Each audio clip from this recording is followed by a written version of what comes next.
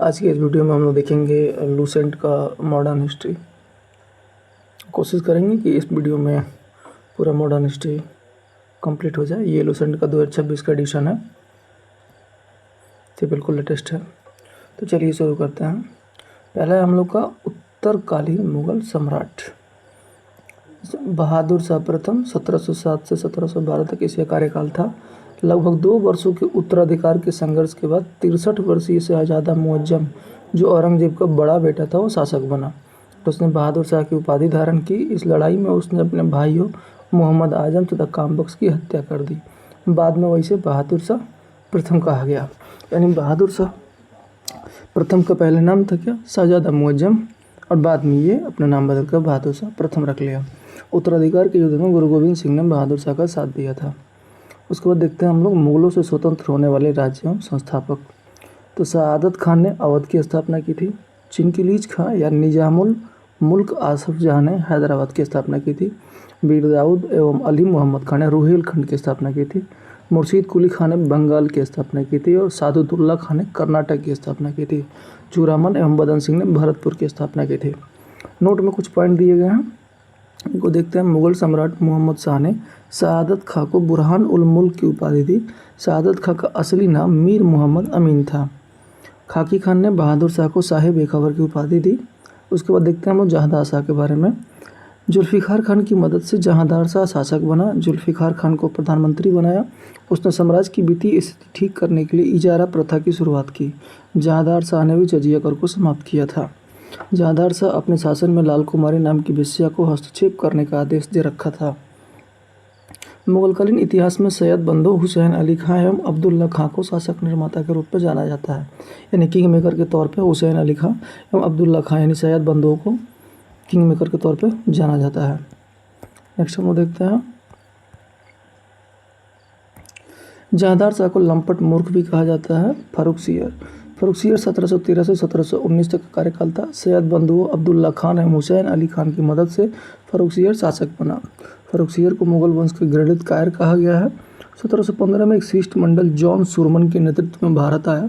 यह शिष्टमंडल फर्रुखसियर के दरबार में 1717 में पहुंचा और उस समय फर्रुखसियर जानलेवा घाव से पीड़ित था। इस शिष्टमंडल में हैमिल्टन नामक डॉक्टर थे, जिन्होंने फर्रुखसियर का इलाज किया। इससे खुश होकर वह इसने अंग्रेजों को भारत में कहीं भी व्यापार करने की अनुमति तथा अंग्रेजों को अंग्रेजी सिक्के को मान्यता प्रदान किया। फर्रुखसियर द्वारा जारी किए गए इस घोषणा को ईस्ट इंडिया का मैग्ना कार्टा कहा जाता है। 1719 में सैयद बंधुओं ने पेशवा बालाजी विश्वनाथ की सहायता से फर्रुखसियर को गद्दी से उतार दिया एवं अंधा बनाकर मार डाला। उसके बाद देखते हैं हम रफ़ी उद दरजात। इसका कार्यकाल 28 फरवरी से 6 जून 1719 तक का रहा। इसने मुगल शासकों में सबसे कम दिन तक शासन किया। उसके बाद हम लोग देखते हैं रफ़ी उद दौला, जिसका शासनकाल 6 जून से 17 सितंबर 1719 तक रहा। सैयद बंधुओं ने रफ़ी उद दौला को शाहजहां द्वितीय के नाम से राजगद्दी पर बैठाया। यह अफीम का आदी था। नेक्स्ट हम लोग देखते हैं मोहम्मद शाह के बारे में, जिसका कार्यकाल 1719 से 1748 तक था। इसने निजामुल मुल्क की सहायता से सैयद बंधुओं को मौत के घाट उतार दिया और तुरानी सैनिक हैदर बेग ने 9 अक्टूबर 1720 को सैयद बंधु हुसैन अली खां की हत्या कर दी। 1724 में निजामुल मुल्क वजीर बना। इसके शासनकाल में यानी मोहम्मद शाह के शासनकाल में 1737 में मराठा पेशवा बाजीराव प्रथम ने दिल्ली पर हमला किया और मोहम्मद शाह के ही समय ईरान के सम्राट नादिर शाह 1739 में दिल्ली पर आक्रमण किया और करनाल के युद्ध में मुगलों को परास्त किया। नेक्स्ट देखते हैं हम लोग, हैदराबाद की स्थापना तुरानियों एवं अवध की स्थापना ईरानियों ने की थी। ईरान, जो कि फारस के सम्राट नादिर शाह ने 1739 में दिल्ली पर आक्रमण किया। उस समय दिल्ली का शासक मोहम्मद शाह था। नादिर शाह को ईरान का नेपोलियन कहा जाता है। नादिर शाह लगभग 70 करोड़ रुपए की धनराशि और शाहजहां का बनवाया हुआ तख्ते हाउस तथा कोहिनूर हीरा लेकर फारस वापस लौटा। तख्ते हाउस यानी मयूर सिंहासन पर बैठने वाला अंतिम मुगल शासक मोहम्मद शाह था। सुंदर युवतियों के प्रति अत्यधिक रुझान के कारण मोहम्मद शाह को रंगीला बादशाह कहा जाता था। एक संगीतकार के रूप में मोहम्मद शाह ने अनेक ख्यालों की रचना की थी। मोहम्मद शाह के शासनकाल में ही हैदराबाद के चिनकिलीज खान ने निजामुल मुल्क की उपाधि धारण की और 1725 में स्वतंत्र राज्य की स्थापना की। यहाँ पे मुगलकालीन शासकों के कार्यकाल के बारे में दिया हुआ है। जैसे बहादुर शाह का कार्यकाल था 1707 से 1712 ईस्वी। जहांदार शाह का शासन था 1712 से 1713 ईस्वी। फर्रुखसियर का शासनकाल था 1713 से 1719 ईस्वी। अब मोहम्मद शाह का शासनकाल था 1719 से 1748 ईस्वी। अहमद शाह का शासनकाल था 1748 से 1754 ईस्वी। आलमगीर द्वितीय का शासनकाल था 1754 से 1759 ईस्वी। शाह आलम द्वितीय का कार्यकाल था 1759 से 1806 ईस्वी। और अकबर द्वितीय का कार्यकाल था 1806 से 1837 ईस्वी। और अंतिम थे बहादुर शाह जफर, इनका कार्यकाल 1837 से 1857 तक रहा। नेक्स्ट देखते हैं हम लोग अहमद शाह के बारे में। इनका कार्यकाल 1748 से 1754 तक रहा। यह एक अयोग्य शासक था। इसने राजकाल के सभी काम उद्यम बाई को सौंप दिए थे, जिसे किबला ए आलम की उपाधि दी गई थी। उसके बाद है आलमगीर द्वितीय। इसका कार्यकाल 1754 से 1759 तक था। यह जहांदार शाह का पुत्र था। इसी के समय 1757 में प्लासी का युद्ध हुआ। नेक्स्ट देखते हैं हम लोग शाहजहां तृतीय के बारे में। इसके कार्यकाल 1759 से 1760 तक था। इसे मोही उल मिलत के नाम से भी जाना जाता है। मराठों के हस्तक्षेप से इसे गद्दी से उतार फेंका गया। आगे देखते हैं हम शाह आलम द्वितीय के बारे में, जिनका कार्यकाल 1759 से 1806 तक था। शाह आलम द्वितीय के शासनकाल में दो निर्णायक युद्ध, पानीपत का तीसरा युद्ध 1761 में और बक्सर का युद्ध 1764 में हुआ। पानीपत के तीसरे युद्ध में अहमद शाह अब्दाली ने मराठों को परास्त किया और 1765 में इलाहाबाद की संधि के शर्तों के अनुरूप शाह आलम द्वितीय को ईस्ट इंडिया कंपनी के संरक्षण में इलाहाबाद में रखा गया। इसने कंपनी को बंगाल, बिहार एवं उड़ीसा की दीवानी सौंपने के लिए फरमान भी जारी किया। 1772 में शाह आलम द्वितीय को मराठा दिल्ली ले आए, जहां वह 1803 तक रहे। 1803 में अंग्रेजों ने दिल्ली पर कब्जा कर लिया। अहमद शाह अब्दाली का वास्तविक नाम अहमद खां था। इसने 8 बार भारत पर आक्रमण किया था। गुलाम कादिर खान ने 1806 में शाह आलम द्वितीय की हत्या करवा दी थी। नेक्स्ट देखते हैं हम लोग अकबर द्वितीय के बारे में। इसका शासनकाल 1806 से 1837 तक था। अकबर द्वितीय ने ही राजा राम मोहन राय को राजा की उपाधि से नवाजा था। इसके शासनकाल के दौरान 1835 में ईस्ट इंडिया कंपनी ने स्वयं को मुगल शासक के अधीन कहलाना समाप्त कर दिया और मुगल शासक के नाम पर सिक्के जारी करना बंद कर दिया। नेक्स्ट देखते हैं हम लोग बहादुर शाह द्वितीय के बारे में, जिसका शासनकाल 1837 से 1857 तक रहा। बहादुर शाह जफर यानी बहादुर शाह द्वितीय अंतिम मुगल सम्राट था। 1857 की क्रांति में भाग लेने के कारण अंग्रेजों द्वारा बहादुर शाह जफर को बंदी बना लिया गया एवं रंगून भेज दिया गया। लाल किला स्थित हीरा महल बहादुर शाह जफर ने बनवाया था। मशहूर शायर मिर्जा गालिब बहादुर शाह जफर के समय ही दिल्ली में रहते थे। नोट में क्या लिखा है, तो नोट में है हयात बख्श बाग लाल किला दिल्ली में स्थित है, माफ़ करिएगा। नेक्स्ट हम लोग देखते हैं भारत में यूरोपीय व्यापारी कंपनियों का आगमन। 17 मई 1498 में पुर्तगाली नाविक वास्को डी गामा ने उत्मासा अंतरीप होते हुए भारत के पश्चिमी तट पर स्थित कालीकट बंदरगाह पहुंचकर भारत एवं यूरोप के बीच नए समुद्री मार्ग की खोज की। इस यात्रा में वास्को डी गामा को गुजराती पथ प्रदर्शक अब्दुल मजीद ने सहयोग किया था।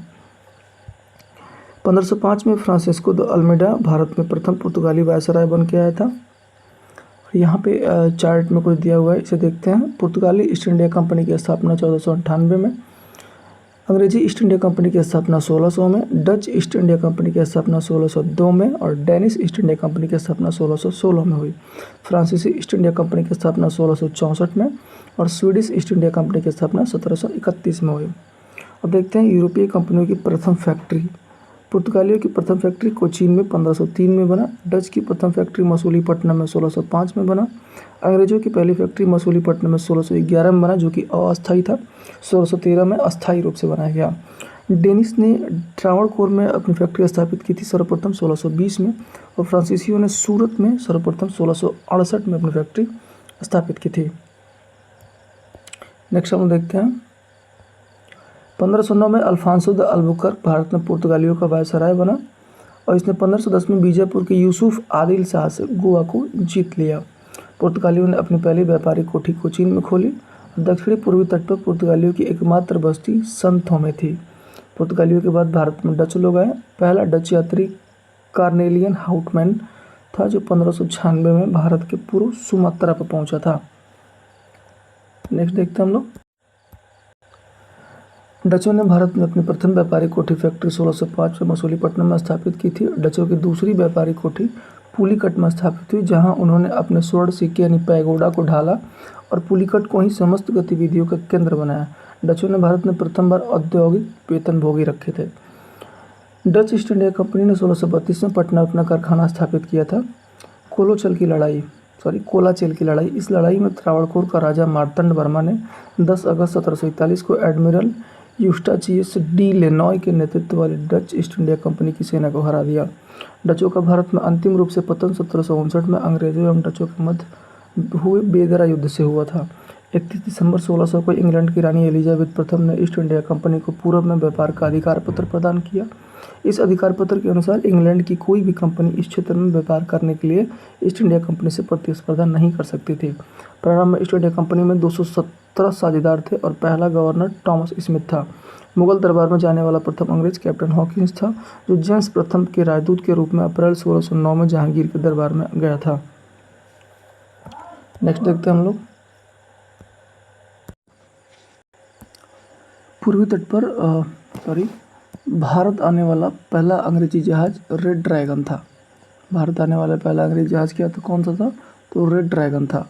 1611 में दक्षिणी पूर्व समुद्र तट पर सर्वप्रथम अंग्रेजों ने मसूलीपट्टनम में व्यापारी कोठी की स्थापना की।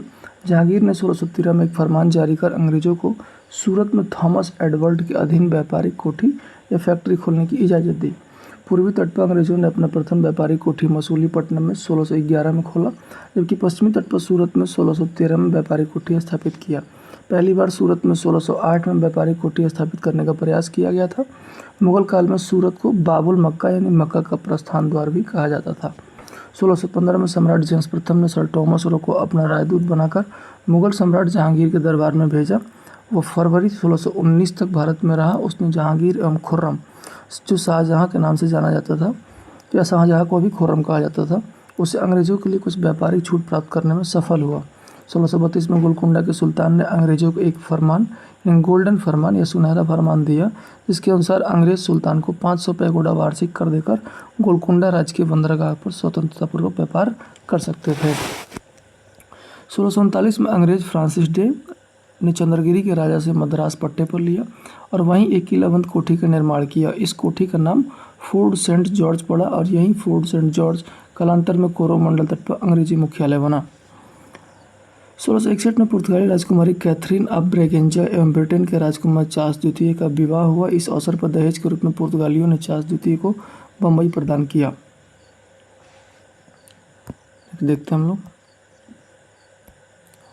1668 में चार्ल्स द्वितीय ने बम्बई को 10 पाउंड के वार्षिक किराए पर ईस्ट इंडिया को दे दिया। 1687 में अंग्रेजों ने पश्चिमी तट का मुख्यालय सूरत से हटाकर बम्बई को बनाया। गेराल्ड ऑन्गियर सूरत के प्रेसिडेंट एवं बम्बई के गवर्नर रहे। उन्होंने बम्बई शहर की स्थापना की थी।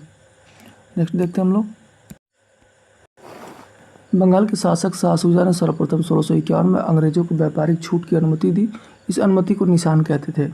1698 में अंग्रेजी ईस्ट इंडिया कंपनी ने 3 गांव सुतानुती, कालीकट एवं गोविंदपुर की जिम्मेदारी 1200 रुपये भुगतान कर प्राप्त की। यहाँ पर फोर्ट विलियम का निर्माण किया। चार्ल्स आयल फोर्ट विलियम के प्रथम प्रेसिडेंट हुए। कालांतर में यही कलकत्ता यानी कोलकाता नगर कहलाया। इसकी नींव जॉर्ज चार्नॉक ने रखी थी। भारत में फ्रांसीसियों की प्रथम कोठी फ्रैंको कैरो के द्वारा सूरत में 1668 में स्थापित की गई थी। 1674 में फ्रांसीसी कंपनी के निदेशक फ्रैंकोइस मार्टी ने वलीकोंडापुर के सूबेदार शेर खान लोदी से पुदुचेरी नामक एक गांव प्राप्त किया, जो कालांतर में पांडिचेरी के नाम से जाना गया। अब हम लोग देखते हैं आंग्ल फ्रांसीसी संघर्ष। भारत में आंग्ल फ्रांसीसी संघर्ष को कर्नाटक युद्ध के नाम से जाना जाता है। इसमें प्रथम कर्नाटक युद्ध जो 1746 से 1748 तक चला। 1740 में ऑस्ट्रिया पर उत्तराधिकार को लेकर यूरोप में अंग्रेजों तथा फ्रांसीसियों के मध्य संघर्ष प्रारंभ हुआ। इस संघर्ष के कारण ही भारत में दोनों कंपनियों के मध्य 1746 में युद्ध प्रारंभ हुआ। प्रथम कर्नाटक युद्ध के दौरान लड़ा गया सेंट टोपे का युद्ध फ्रांसीसी सेना को जीत मिली। प्रथम कर्नाटक युद्ध यूरोप में 1748 में हुई एक्सला-सॉपल की संधि से समाप्त हुआ। इस संधि से ऑस्ट्रिया का उत्तराधिकार का विवाद आपसी सहमति से सुलझा लिया गया। नेक्स्ट हम देखते हैं द्वितीय कर्नाटक युद्ध। 1749 से 1754 तक चला। इस युद्ध का कारण हैदराबाद एवं कर्नाटक के उत्तराधिकार का विवाद था। हैदराबाद एवं कर्नाटक में चल रहे इन विवादों से राजनीतिक बढ़त बनाने हेतु डुप्ले ने हैदराबाद ने मुजफ्फर जंग और कर्नाटक में चंदा साहिब का साथ दिया। अपरिहार्य रूप से अंग्रेजों को नासिर जंग और अनवरुद्दीन का सहयोग करना पड़ा। हैदराबाद आसफ जहाँ की मृत्यु के बाद उत्तराधिकार को लेकर नासिर जंग, जो आसफ जहाँ के पुत्र थे, और उनके भतीजे मुजफ्फर जंग के बीच विवाद खड़ा हो गया। कर्नाटक में देखा जाए तो कर्नाटक के नवाब अनवरुद्दीन तथा उसके बहनोई चंदा साहिब के मध्य विवाद शुरू हुआ था। नेक्स्ट देखते हैं हम लोग 1749 में फ्रेंच सेना की सहायता से एक युद्ध में अनवरुद्दीन मारा गया और चंदा साहब कर्नाटक का अगला नवाब बना। 1750 में नासिर जंग भी फ्रेंच सेना से संघर्ष करता हुआ मारा गया और मुजफ्फर जंग हैदराबाद का नवाब बना। अनवरुद्दीन के पुत्र मोहम्मद अली युद्ध से भागकर त्रिचनापल्ली में शरण ली और फ्रांसीसियों ने चंदा साहिब की सेना के साथ मिलकर मोहम्मद अली के दुर्ग को घेर लिया। क्लाइव इस घेरे को तोड़ने में असफल रहा तो उसने दबाव कम करने के लिए कर्नाटक की राजधानी अरकटा पर अधिकार कर लिया। नेक्स्ट देखते हैं हम लोग कर्नाटक युद्ध एक नज़र में। प्रथम कर्नाटक युद्ध 1746 से 1748 में ऑस्ट्रिया के उत्तराधिकार युद्ध से प्रभावित था। 1748 में हुई एला सैपल की संधि यानी एक्सला सैपल की संधि द्वारा ऑस्ट्रिया का उत्तराधिकार युद्ध समाप्त हो गया और इसी संधि के तहत प्रथम कर्नाटक युद्ध समाप्त हुआ और दूसरा कर्नाटक युद्ध 1749 से 1754 में तक चला। इस युद्ध में फ्रांसीसी गवर्नर डुप्ले की हार हुई, उसे वापस बुला लिया गया और उसकी जगह पर गोडेहू को भारत में अगला फ्रांसीसी गवर्नर बनाया गया। पांडिचेरी की संधि जो जनवरी 1755 में हुई, उसके साथ ही इस युद्ध का विराम हुआ। कर्नाटक का तीसरा युद्ध जो 1756 से 1763 तक चला, 1765 में शुरू हुए सप्तवर्षीय युद्ध का ही एक अंश था। पेरिस की संधि होने पर यह युद्ध समाप्त हुआ। नेक्स्ट देखते हैं हम लोग 1752 में स्ट्रिंगर लॉरेंस के नेतृत्व में अंग्रेजी सेना ने त्रिचनापल्ली को बचा लिया और फ्रांसीसी सेना ने अंग्रेजों के सामने आत्मसमर्पण कर दिया। इस हार के कारण डुप्ले को वापस फ्रांस बुला लिया गया और 1754 में गोडाहू अगला फ्रांसीसी गवर्नर बनकर आया। जनवरी 1755 में पांडिचेरी संधि के साथ युद्ध समाप्त हुआ। 1760 में अंग्रेजी सेना ने सर आयरकुट के नेतृत्व में वांडी वास की लड़ाई में फ्रांसीसियों को बुरी तरह पराजित किया। 1761 में अंग्रेजों ने पांडिचेरी को फ्रांसीसियों से छीन लिया और 1763 में हुई पेरिस की संधि के द्वारा अंग्रेजों ने चंद्रनगर को छोड़कर अन्य प्रदेशों को लौटा दिया जो 1749 तक फ्रांसीसी कब्जे में थे। ये प्रदेश भारत की आज़ादी तक फ्रांसीसियों कब्जे में रहे हैं। नेक्स्ट देखते हैं हम लोग अगला है हमारा बंगाल पर अंग्रेजों का आधिपत्य। मुगल साम्राज्य के अंतर्गत आने वाले प्रांतों में बंगाल सर्वाधिक संपन्न राज्य था। मुर्शीद कुली खां स्वतंत्र शासक था, परंतु वह नियमित रूप से मुगल बादशाह को राजस्व भेजता था। मुर्शीद कुली खां ने अपनी राजधानी ढाका से मुर्शिदाबाद यानी भागीरथी नदी के तट पर स्थानांतरित की। इसने इजारेदारी प्रथा प्रारंभ की तथा कृषकों को तकावी ऋण यानी खेती के लिए अग्रिम कर्ज प्रदान किया। इसका उत्तराधिकारी इसका दामाद शुजाउद्दीन हुआ। 1740 की गिरिया के युद्ध में सरफराज को मारकर बिहार के सर सूबेदार अलीवर्दी का बंगाल का नवाब बना। इसने अपने शासनकाल में मुगलों को राजस्व देना बंद कर दिया।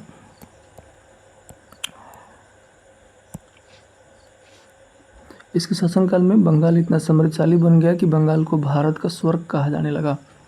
इसका उत्तराधिकारी इसका दामाद सिराजुद्दौला हुआ। यहाँ बंगाल के नवाबों की लिस्ट दी गई है। पहला है मुर्शीद कुली खां 1713 से 1727 ईस्वी तक। दूसरा शुजाउद्दीन 1727 से 1739 ईस्वी तक। तीसरा सरफराज खां 1739 से 1740 ईस्वी तक और चौथा अलीवर्दी खां 1740 से 1756 तक। पाँचवा सिराजुद्दौला 1756 से 1757 तक। छठा है मीर जाफ़र 1757 से 1760 तक। सातवां मीर कासिम 1760 से 1763 तक। आठवां मीर जाफ़र 1763 से 1765 तक। नौवां निज़ामुद्दौला जो 1765 से 1766 तक रहा। 10वां सैफ उद्दौला 1766 से 1770 ईस्वी तक। 11वां है मुबारक उद्दौला 1770 से 1775 ईस्वी तक। इस प्रकार ये बंगाल के नवाबों की लिस्ट है, उनके कार्यकाल के बारे में दिया गया है। नेक्स्ट देखते हैं 20 जून 1756 ईस्वी को काल कोठरी की त्रासदी नामक घटना घटी। इस घटना के रचयिता जेड हॉलवेल के अनुसार नवाब सिराजुद्दौला ने 20 जून की रात को 146 अंग्रेज व्यक्तियों को एक छोटी सी कोठरी में बंद कर दिया। अगले दिन सुबह 146 में से केवल 23 व्यक्ति जिंदा बचे थे। प्लासी का युद्ध 23 जून 1757 को अंग्रेजों के सेनापति रॉबर्ट क्लाइव एवं बंगाल के नवाब सिराजुद्दौला के बीच हुआ, जिसमें नवाब अपने सेनापति मीर जाफ़र की धोखाधड़ी करने के कारण पराजित हुआ। अंग्रेजों ने मीर जाफ़र को बंगाल का नवाब बना दिया। प्लासी की लड़ाई में मोहनलाल एवं खीर मदान के नेतृत्व में एक छोटी सेना नवाब के वफादार रही और मीर मदान लड़ते हुए मारा गया तथा प्लासी भागीरथी नदी के किनारे है। नेक्स्ट देखते हैं, क्लाइव के हाथों की कठपुतली नवाब मीर जाफ़र को अंग्रेजों ने 1760 में हटाकर उसके दामाद मीर कासिम को बंगाल का नवाब बनाया और मीर कासिम ने अपनी राजधानी मुर्शिदाबाद से मुंगेर यानी मुगदलपुर स्थानांतरित किया। बंगाल की राजधानी का क्रम इस प्रकार है, पहले ढाका, फिर मुर्शिदाबाद, फिर मुंगेर। बक्सर के 1764 में अंग्रेजों एवं मीर कासिम अवध के नवाब शुजाउद्दौला एवं मुगल सम्राट शाह आलम द्वितीय के बीच हुआ। इस युद्ध में भी अंग्रेज विजयी हुआ और इस युद्ध में अंग्रेज सेनापति हेक्टर मुनरो था। नेक्स्ट देखते हैं हम लोग, नेक्स्ट है हम लोग का अंग्रेजों से मैसूर के अंग्रेजों के मैसूर से जो संबंध थे उनके बारे में। 1761 में हैदर अली मैसूर का शासक बना। हैदर अली की मृत्यु 1782 में द्वितीय आंग्ल मैसूर युद्ध के दौरान हो गई। हैदर अली का उत्तराधिकारी उसका पुत्र टीपू सुल्तान हुआ। 1787 में टीपू ने अपनी राजधानी श्रीरंगपट्टनम में बादशाह की उपाधि धारण की। इसने अपनी राजधानी श्रीरंगपट्टनम में स्वतंत्रता का वृक्ष लगवाया और साथ ही जैकोबिन क्लब का सदस्य बना। कुछ युद्ध हैं जिनके बारे में दिया है। प्रथम आंग्ल मैसूर युद्ध 1767 से 1769 तक चला। द्वितीय आंग्ल मैसूर युद्ध 1780 से 1784 तक चला और इस समय गवर्नर जनरल वारेन हेस्टिंग्स था। तीसरा आंग्ल मैसूर युद्ध 1790 से 1792 तक चला और इस समय गवर्नर जनरल लॉर्ड कॉर्नवालिस था। चौथा आंग्ल मैसूर युद्ध 1799 में हुआ, इस समय गवर्नर जनरल लॉर्ड वेलेस्ली था। इस युद्ध में मराठा हैदराबाद के निजाम एवं अंग्रेजों की संयुक्त सेना मैसूर के खिलाफ लड़ रही थी। टीपू की मृत्यु श्रीरंगपट्टनम के आखिरी युद्ध यानी चतुर्थ आंग्ल मैसूर युद्ध के दौरान 1799 में हो गई और टीपू सुल्तान को शेर मैसूर कहा जाता था। टीपू सुल्तान के राजसी झंडे पर शेर की तस्वीर होती थी। 1760 में वांडीवास का युद्ध हुआ जिसमें अंग्रेजों ने सर आयर कूट के नेतृत्व में लाली के नेतृत्व वाली फ्रांसीसी सेना को पराजित किया, जिसमें इसका मतलब ये कि अंग्रेजों की सेना का नेतृत्व सर आयर कूट कर रहे थे और फ्रांसीसी सेना का नेतृत्व काउंट डी लाली कर रहे थे, जो कि पराजित हुए। यहाँ कुछ महत्वपूर्ण संधियाँ दी गई हैं। प्रथम आंग्ल मैसूर युद्ध मद्रास की संधि से अंत हुआ जो 1769 में हुआ था। 1784 में मैंगलोर की संधि से द्वितीय आंग्ल मैसूर युद्ध समाप्त हुआ और 1792 में श्रीरंगपट्टनम की संधि से तृतीय आंग्ल मैसूर युद्ध समाप्त हुआ था। नेक्स्ट देखते हैं हम लोग, सिख एवं अंग्रेज। सिख संप्रदाय की स्थापना का श्रेय गुरु नानक जो कि प्रथम गुरु है उनको है। गुरु नानक के अनुयायी ही सिख कहलाए। ये बादशाह बाबर और हुमायूं के समकालीन थे। गुरु नानक का जन्म 1469 में हुआ था और इनके जन्म दिवस पर गुरु पर्व त्यौहार मनाया जाता है। 1496 की कार्तिक पूर्णिमा को नानक के आध्यात्मिक पुनर्जीवन का आभास हुआ और गुरु नानक ने गुरु का लंगर नामक निःशुल्क सहभागी भोजनालय स्थापित किए। गुरु नानक ने अनेक स्थानों पर संगत यानी धर्मशाला और पंगत यानी लंगर स्थापित किए। संगत और पंगत ने गुरु नानक के अनुयायियों के लिए एक संस्था का कार्य किया जहाँ वे प्रतिदिन मिलते थे। गुरु नानक की 1539 में करतारपुर में मृत्यु हो गई। गुरु अंगद जिनका कार्यकाल 1539 से 1552 तक था, ये सिखों के दूसरे गुरु थे और इनका प्रारंभिक नाम लहना था। इन्होंने नानक द्वारा शुरू की गई लंगर व्यवस्था को अस्थायी बना दिया। गुरुमुखी लिपि का आरंभ गुरु अंगद ने ही किया था और सिखों के तीसरे गुरु अमरदास थे जो कि 1552 से 1574 तक थे। गुरु अमरदास ने हिंदुओं से पृथक होने वाले कई कार्य किए। हिंदुओं से अलग विवाह पद्धति लवन को प्रचलित किया। अकबर ने गुरु अमरदास से गोविंद लाल जाकर भेंट की। अकबर ने गुरु रामदास से गोविंदवाल गांव में जाकर भेंट की और उनकी गुरु पुत्री बीबी भानी को कई गांव प्रदान किए। अमरदास ने 22 गद्दियों की स्थापना की और प्रत्येक पर एक महंत की नियुक्ति की। बीबी के पति रामदास सिखों के चौथे गुरु हुए। अकबर ने बीबी भानी को 500 बीघा भूमि दी और गुरु रामदास ने इसी भूमि पर अमृतसर नामक जलाशय खुदवाया और अमृतसर नगर की स्थापना की। नेक्स्ट देखते हैं हम लोग, गुरु रामदास ने अपने तीसरे पुत्र अर्जुन को गुरु का पद सौंपा। इस प्रकार उन्होंने गुरु पद को पैतृक बना दिया। यानी गुरु पद को पैतृक किसने बनवाया? तो गुरु रामदास ने। नेक्स्ट देखते हैं हम लोग,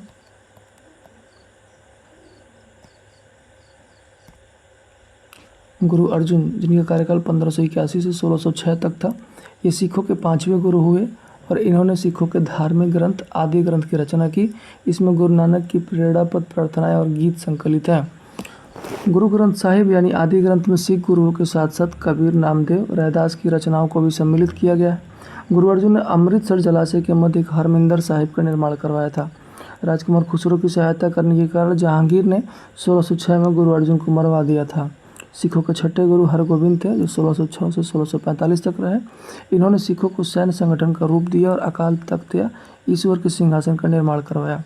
ये दो तलवार बांध कर गद्दी पर बैठते थे एवं दरबार में नगाड़ा बजाने की व्यवस्था की। इन्होंने अमृतसर की किलेबंदी की थी। सिखों के सातवें गुरु हर राय थे, जो 1645 से 1661 तक रहे। इन्होंने दारा सिखों को मिलने आने पर आशीर्वाद दिया। और सिखों के आठवें गुरु हरकिशन थे, 1661 से 1664 तक। इनकी मृत्यु चेचक से हो गई। इन्हें दिल्ली जाकर गुरुपद के बारे में औरंगजेब को समझाना पड़ा था। सिखों के नौवें गुरु गुरु तेग बहादुर हुए, 1664 से 1675 तक। इस्लाम स्वीकार नहीं करने के कारण औरंगजेब ने इन्हें 11 नवंबर 1675 को औरंगजेब ने वर्तमान शीशगंज में गुरुद्वारा के निकट मरवा दिया। और सिखों के 10वें एवं अंतिम गुरु गुरु गोविंद सिंह हुए, जिनके कार्यकाल 1675 से 1708 तक हुआ। इनका जन्म 5 जनवरी 1666 को पटना में हुआ था। बैसाखी के दिन 29 मार्च 1676 को गुरु गोविंद सिंह सिखों के 10वें गुरु घोषित हुए थे। नेक्स्ट देखते हैं।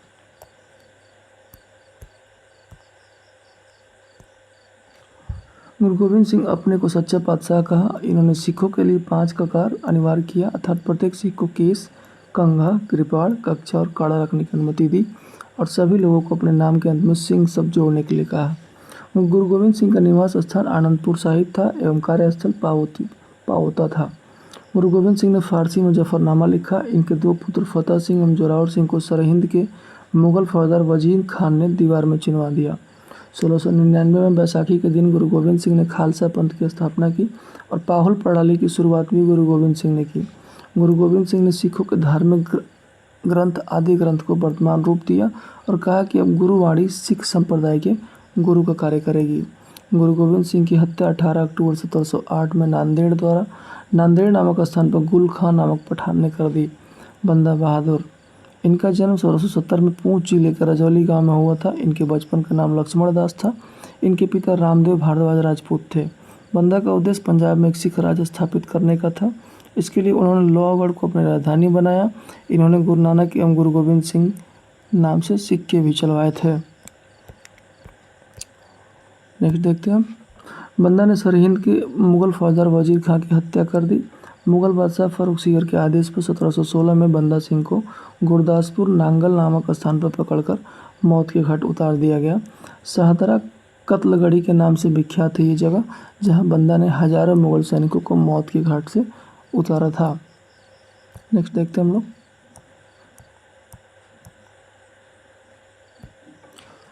बंदा बहादुर की मृत्यु के बाद सिख कई छोटे छोटे टुकड़ों में बट गए। 1748 में नवाब करपूर सिंह की पहल पर सभी सिख टुकड़ियों का दल खालसा में विलय हुआ।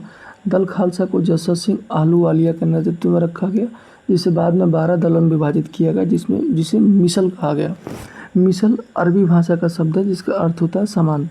रणजीत सिंह, इनका जन्म गुजरावाला में 2 नवंबर 1780 को शुकर चकिया मिसल के मुखिया महासिंह के यहाँ हुआ था। इनके दादा चरत सिंह ने 12 मिसलों में शुकर चकिया मिसल को प्रमुख स्थान दिला दिया था। 1799 से 1798-99 में रणजीत सिंह लाहौर का शासक बना और 25 अप्रैल 1809 को चार्ल्स मेटकाफ और महाराजा रणजीत सिंह के बीच अमृतसर की संधि हुई। रणजीत सिंह का राज्य 4 सूबों में बटा था: पेशावर, कश्मीर, मुल्तान, लाहौर। महाराजा रणजीत सिंह का विदेश मंत्री फ़कीर अज़ीज़ुद्दीन खां एवं वित्त मंत्री दीनानाथ था। 7 जून 1839 में रणजीत सिंह की मृत्यु हो गई और प्रथम आंग्ल सिख युद्ध 1845 से 46 के बीच में हुआ एवं द्वितीय आंग्ल सिख युद्ध 1849 में हुआ था। रणजीत सिंह की धार्मिक राजधानी थी अमृतसर और रणजीत सिंह की राजनीतिक राजधानी थी लाहौर। अंग्रेजों एवं सिखों के मध्य हुई संधियाँ। 2 संधि हुई थी। पहला लाहौर की संधि 9 मार्च 1846 को और दूसरा भैरववाल की संधि 22 दिसंबर 1846 को। इस संधि के तहत राजा दिलीप सिंह के संरक्षण हेतु अंग्रेजी सेना का प्रवास पंजाब में मान लिया गया। 20 अगस्त 1847 को महारानी जिंदा को राजा दिलीप सिंह से अलग कर 48,000 वार्षिक पेंशन देकर शेखपुरा भेज दिया गया। द्वितीय आंग्ल सिख युद्ध के दौरान पहली लड़ाई चिलियानवाला की लड़ाई सिख नेता शेर सिंह एवं अंग्रेज कमांडर गफ के माध्यम से लड़ी गई। दूसरी लड़ाई गुजरात के चिनाब नदी के किनारे चार्ल्स नेपियर के नेतृत्व में अंग्रेजों ने 21 फरवरी 1849 को लड़ी। इस युद्ध में सिख बुरी तरह पराजित हुए। लॉर्ड डलहौजी की 29 मार्च 1849 की घोषणा द्वारा संपूर्ण पंजाब का विलय अंग्रेजी राज्य में कर लिया गया। महाराजा दिलीप सिंह को 50,000 पाउंड की वार्षिक पेंशन दे दी गई और उसे शिक्षा प्राप्त करने के लिए इंग्लैंड भेज दिया गया। सिख राज्य का प्रसिद्ध हीरा कोहिनूर को महारानी विक्टोरिया को भेज दिया गया, जो कि रणजीत सिंह ने सासूजा से प्राप्त किया था।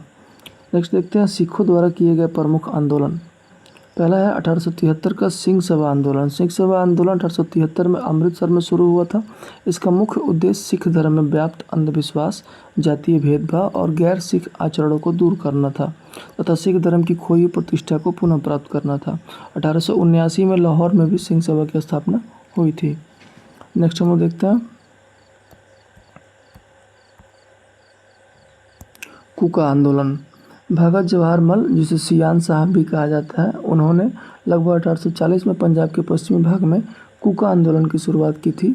यह आंदोलन मूलतः सिख धर्म को शुद्ध करने और उसमें व्याप्त बुराइयों को दूर करने के लिए था, लेकिन बाद में यह राजनीतिक विद्रोह में बदल गया, जिसका उद्देश्य अंग्रेजों को भारत से बाहर निकालना था।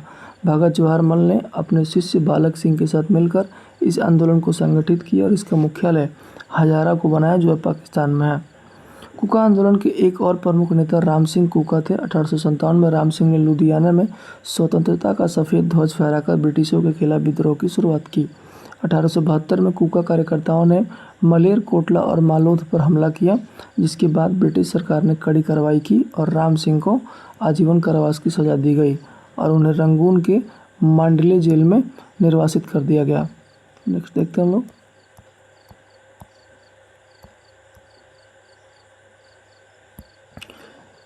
जहाँ वे 1855 में शहीद हो गए। कूका आंदोलन के नामधारी आंदोलन के नाम से भी जाना जाता है। कूका आंदोलन ने जाति प्रथा के उन्मूलन, मांसाहार, शराब, नशे से परहेज, विधवा पुनर्विवाह, महिलाओं को पर्दा छोड़ने जैसी सामाजिक सुधारों को बढ़ावा दिया। नेक्स्ट देखते हैं कंपनी के अधीन गवर्नर जनरल। बंगाल के गवर्नर पहला है रॉबर्ट क्लाइव, 1757 से 1760 तक एवं पुनः 1765 से 1767 तक। रॉबर्ट क्लाइव, इसने बंगाल में द्वैध शासन की व्यवस्था की, जिसके तहत राजस्व वसूलने, सैनिक संरक्षण एवं विदेशी मामले कंपनी के अधीन थे, जबकि शासन चलाने की जिम्मेवारियां नवाब के हाथों में थी। इसने मुगल सम्राट शाह आलम द्वितीय को इलाहाबाद की संधि 1765 के द्वारा कंपनी के संरक्षण में ले लिया गया। इस संधि के जरिए ईस्ट इंडिया कंपनी को देश की राजनीतिक और संवैधानिक व्यवस्था में दखल देने का अवसर मिल गया और यहीं से भारत में ब्रिटिश शासन की नींव पड़ी। रॉबर्ट क्लाइव ने बंगाल के समस्त क्षेत्र के लिए 2 उप दीवान बंगाल के नियुक्त किए और बंगाल के लिए मोहम्मद रजा खान और बिहार के लिए राजा सिताब राय को नियुक्त किया। रॉबर्ट क्लाइव ने जेम्स रेनेले को हिंदुस्तान का मानचित्र तैयार करने के लिए कहा था।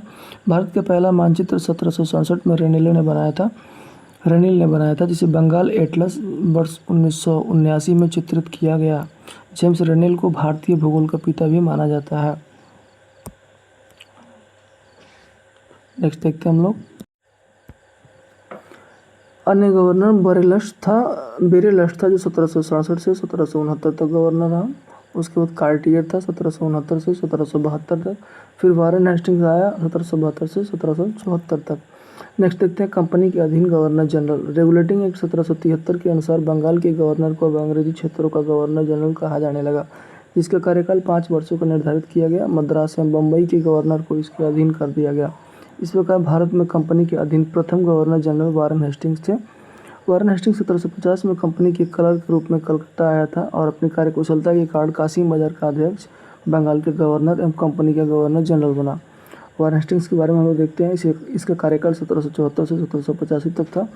वारेन हेस्टिंग्स ने राजकोषीय कोषागार को मुर्शिदाबाद से हटाकर कलकत्ता लाया।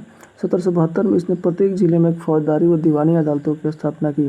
फौजदारी अदालतें सदर निजामत अदालत द्वारा निरीक्षित होती थी। नाजिम द्वारा नियुक्त दरोगा अदालत की अध्यक्षता करता था। दीवानी अदालत में कलेक्टर मुख्य न्यायाधीश होता था। जिला फौजदारी अदालत एक भारतीय अधिकारी के अधीन होती थी, जिसकी सहायता के लिए एक मुफ्ती और एक काजी होता था। कलेक्टर इस न्यायालय के कार्य की देखभाल करता था। में एक सदर दीवानी अदालत और एक सदर फौजदारी अदालत की स्थापना की गई। सदर दीवानी अदालत में कलकत्ता काउंसिल का सभापति और उसी काउंसिल को 2 सदस्य राय रायन और मुख्य कानूनगो की सलाह से न्याय करते थे। सदर फौजदारी अदालत में नायब निजाम, मुख्य काजी, मुफ्ती और 3 मौलवियों की सलाह से न्याय करते थे। जिले की दीवानी और फौजदारी अदालतों के मुकदमे अंतिम निर्णय के लिए सदर अदालतों में भेजे जाते थे। दीवानी मुकदमों में जातीय कानून अर्थात हिंदुओं के संबंध में हिंदू कानून और मुसलमान के लिए मुस्लिम कानून लागू किया गया था, जबकि फौजदारी मुकदमे में मुस्लिम कानून लागू किया जाता था। नेक्स्ट देखते हैं हम लोग।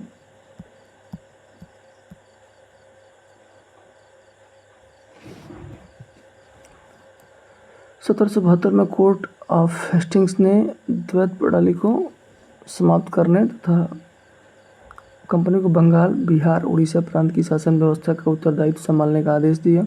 वारन हेस्टिंग्स ने दोनों उप दीवानों मोहम्मद रजा खां और राजा सीताब राय को पद से हटा दिया। 1772 में वारन हेस्टिंग्स ने एक नई भू राजस्व पद्धति लागू की, जिसे इजारेदारी प्रथा के नाम से भी जाना जाता है। इस पद्धति को अपनाने का मुख्य उद्देश्य अधिक भू राजस्व वसूल करना था। इसकी मुख्य 2 विशेषताएं थी। पहला, इसमें पंचवर्षीय ठेके की व्यवस्था थी और दूसरा, इसके अंतर्गत उच्चतम बोली लगाने वाले को लगान वसूली का अधिकार दिया जाता था। हेस्टिंग्स ने नवाब की देखभाल के लिए मिर्जाफर की विधवा मुन्नी बेगम को उसको संरक्षक नियुक्त किया और 1775 में मुन्नी बेगम को हटाकर मोहम्मद रजा खान को नवाब का संरक्षक नियुक्त किया गया। 1776 में मनुस्मृति का अंग्रेजी अनुवाद एक कोड ऑफ जेंटू लॉज के नाम से हुआ। विलियम विल्किंस ने 1785 में भगवत गीता का अंग्रेजी में अनुवाद किया। 1789 में अभिज्ञान शाकुंतलम नामक नाटक का अंग्रेजी में अनुवाद किया गया। हेस्टिंग्स ने 1781 में फारसी और अरबी भाषा के अध्ययन के लिए कलकत्ता में एक मदरसा बनवाया। इसके पश्चात 1784 में वारन हेस्टिंग्स के एक सहयोगी तथा मित्र सर विलियम जोन्स ने प्राचीन भारतीय इतिहास और संस्कृति के अध्ययन हेतु कलकत्ता में एशियाटिक सोसाइटी ऑफ बंगाल की स्थापना की। 1791 में ब्रिटिश रेजिडेंट जोनाथन डंकन ने बनारस में हिंदू कानून एवं दर्शन के अध्ययन के लिए संस्कृत कॉलेज की स्थापना की। 1804 में बम्बई में एशियाटिक सोसाइटी और 1823 में लंदन में Asiatic society of great Britain की स्थापना हुई। वारन हेस्टिंग्स ने मुगल सम्राट को मिलने वाला 26 लाख रुपए की वार्षिक पेंशन बंद करवा दी और इसी के समय 1780 में भारत का पहला समाचार पत्र द बंगाल गजट का प्रकाशन जेम्स ऑगस्टस हिक्की ने किया था। नेक्स्ट देखते हैं हम लोग।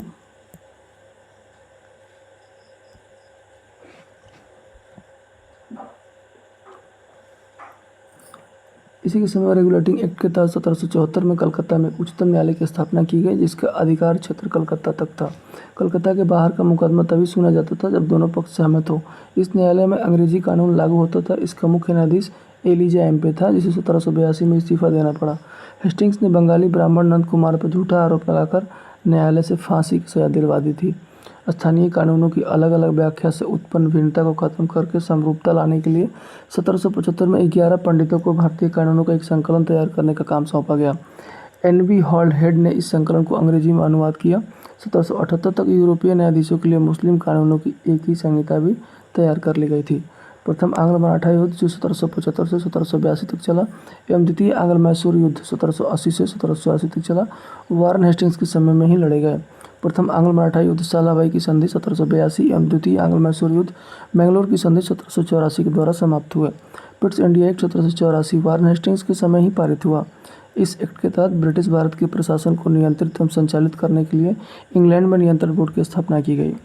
पिट्स इंडिया एक्ट 1784 के तहत भारत में ड्यूल गवर्नमेंट या दोहरी सरकार की व्यवस्था लागू की गई थी, जिसमें एक तरफ कंपनी के डायरेक्टर और दूसरी तरफ ब्रिटिश सरकार की एक बोर्ड ऑफ कंट्रोल होती थी और इस दोहरे नियंत्रण की व्यवस्था को हाफ लोफ सिस्टम कहा जाता था। नेक्स्ट देखते हैं हम लोग। इसी के काल में 1772 में बोर्ड ऑफ रेवेन्यू की स्थापना की गई। हेस्टिंग्स ने संपूर्ण लगान के हिसाब की देखभाल के लिए एक भारतीय अधिकारी राय रायन की नियुक्ति की। इस पद को प्राप्त करने वाला पहला भारतीय दुर्लभ राय का पुत्र राजा वल्लभ था। पिट्स इंडिया एक्ट 1784 के विरोध में इस्तीफा देकर जब वारन हेस्टिंग्स फरवरी 1785 में इंग्लैंड पहुंचा तो एडमंड बर्के ने उस पर बंगाल का शासन सही ढंग से न चलाने का आरोप लगाया और इस आरोप के आधार पर उस पर ब्रिटिश संसद में महाभियोग का मुकदमा चलाया था। यह मुकदमा 1788 में शुरू हुआ, जो 7 वर्षों तक चला और अंततः 24 अप्रैल 1795 को हाउस ऑफ लॉर्ड्स ने वारेन हेस्टिंग्स के सभी आरोपों से मुक्त कर दिया। यानी वारेन हेस्टिंग्स पर जितने भी एलिगेशन थे उन सबको हटा दिया गया। 1786 में हेस्टिंग्स के जाने के पश्चात लगान परिषद का पुनर्गठन किया गया और एक नवीन अधिकारी मुख्य सरिस्तादार की नियुक्ति की गई, जिसका कार्य सभी कानूनगोओं के कागजों की देखभाल करना था। इस पद की प्रथम नियुक्ति जेम्स ग्रांट की हुई। सुरक्षा प्रकोष्ठ की नीति यानी ring fence policy Warren Hastings से संबंधित है। नेक्स्ट देखते हैं सर जॉन मैकफर्सन 1785 से 1786 तक इसे अस्थायी गवर्नर जनरल नियुक्त किया गया था। नेक्स्ट देखते हैं लॉर्ड कॉर्नवालिस 1786 से 1793 और पुनः 1805 में। इसके समय में जिले के समस्त अधिकार कलेक्टर के हाथों में दिए गए। इसने भारतीय न्यायाधीशों से युक्त एक जिला फौजदारी अदालतों को समाप्त कर उसके स्थान पर 4 भ्रमण करने वाली अदालतें, जिनमें 3 बंगाल के लिए और 1 बिहार के लिए नियुक्त किया था। 1792 में लॉर्ड कॉर्नवालिस ने दरोगा प्रणाली की शुरुआत की थी। नेक्स्ट देखते हैं हम लोग कॉर्नवालिस ने 1793 में प्रसिद्ध कॉर्नवालिस कोड का निर्माण करवाया, जो शक्तियों के पृथक्करण सिद्धांत पर आधारित था। 1793 में एक विनिमय के द्वारा जिला कलेक्टर को उसकी न्यायिक शक्तियों से वंचित कर दिया गया और केवल संग्राहक अभिकर्ता बना दिया गया।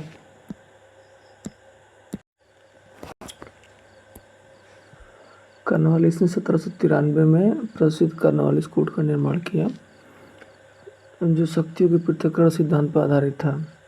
1793 में एक विनिमय के द्वारा जिला कलेक्टर को उसकी न्यायिक शक्तियों से वंचित कर दिया गया और केवल संग्राहक अभिकर्ता बना दिया गया।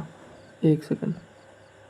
पुलिस कर्मचारियों के वेतन में वृद्धि के साथ ही ग्रामीण क्षेत्रों में पुलिस अधिकार प्राप्त कर जमींदारों को इस अधिकार से वंचित किया गया। कंपनी के कर्मचारियों के व्यक्तिगत व्यापार पर प्रतिबंध लगा दिया गया। जिला में पुलिस थाना की स्थापना कर एक दरोगा को इसका इंचार्ज बनाया। भारतीयों के लिए सेना में सूबेदार, जमादार, प्रशासनिक सेवा में मुंसिफ, सदर, अमीन या डिप्टी कलेक्टर से ऊंचा पद नहीं दिया जाता था। कॉर्नवालिस ने 1793 में अस्थायी बंदोबस्त की पद्धति लागू की, जिसके तहत जमींदारों को भू राजस्व का लगभग 90% यानी 10/11 भाग कंपनी को देना होता था और लगभग 10% यानी 1/11 भाग अपने पास रखना था। अस्थायी बंदोबस्त की योजना जॉन शोर ने बनाई थी। इसे बंगाल, बिहार, उड़ीसा, बनारस और मद्रास के उत्तरी जिलों में लागू की गई थी। इसमें जमींदार भू राजस्व की दर तय करने के लिए स्वतंत्र थे। इसमें नियत तिथि पर राजस्व का भुगतान नहीं करने पर जमींदार को उसकी जमींदारी से हटा दिया जाता था। नेक्स्ट देखते हैं हम लोग भू राजस्व वसूलने की अन्य 2 व्यवस्थाएं भी थी। इससे पहला रैयतवाड़ी था और दूसरा महालवाड़ी था। नेक्स्ट देखते हैं हम लोग रैयतवाड़ी व्यवस्था।